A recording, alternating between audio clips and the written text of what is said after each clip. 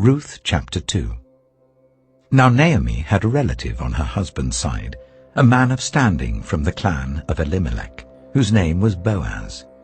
And Ruth the Moabite said to Naomi, "Let me go to the fields and pick up the leftover grain behind anyone in whose eyes I find favor." Naomi said to her, "Go ahead, my daughter." So she went out, entered a field, and began to glean behind the harvesters.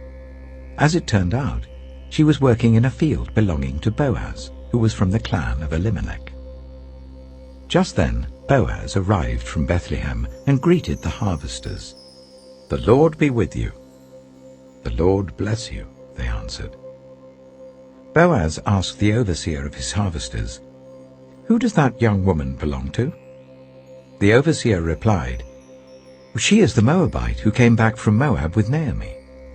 She said, 'Please let me glean and gather among the sheaves behind the harvesters.' She came into the field and has remained here from morning till now, except for a short rest in the shelter." So Boaz said to Ruth, "My daughter, listen to me. Don't go and glean in another field, and don't go away from here. Stay here with the women who work for me. Watch the field where the men are harvesting, and follow along after the women. I have told the men not to lay a hand on you, and whenever you are thirsty, go and get a drink from the water jars the men have filled." At this, she bowed down with her face to the ground.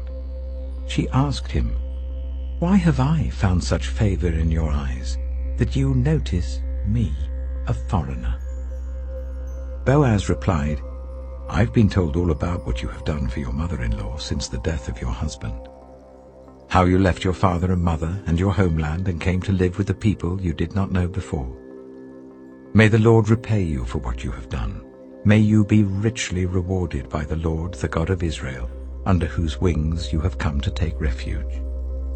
May I continue to find favor in your eyes, my Lord," she said. "You have put me at ease by speaking kindly to your servant, though I do not have the standing of one of your servants." At mealtime, Boaz said to her, "Come over here, have some bread and dip it in the wine vinegar." When she sat down with the harvesters, he offered her some roasted grain. She ate all she wanted and had some left over. As she got up to glean, Boaz gave orders to his men, "Let her gather among the sheaves and don't reprimand her. Even pull out some stalks for her from the bundles and leave them for her to pick up, and don't rebuke her." So Ruth gleaned in the field until evening. Then she threshed the barley she had gathered, and it amounted to about an ephah. She carried it back to town, and her mother-in-law saw how much she had gathered. Ruth also brought out and gave her what she had left over after she had eaten enough. Her mother-in-law asked her, "Where did you glean today? Where did you work? Blessed be the man who took notice of you." Then Ruth told her mother-in-law about the one at whose place she had been working. "The name of the man I worked with today is Boaz," she said. "The Lord bless him," Naomi said to her daughter-in-law. "He has not stopped showing his kindness to the living and the dead." She added, "That man is our close relative. He is one of our guardian redeemers."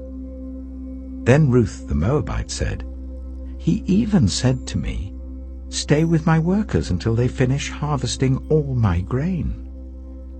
Naomi said to Ruth, her daughter-in-law, "It will be good for you, my daughter, to go with the women who work for him, because in someone else's field you might be harmed." So Ruth stayed close to the women of Boaz to glean until the barley and wheat harvests were finished, and she lived with her mother-in-law.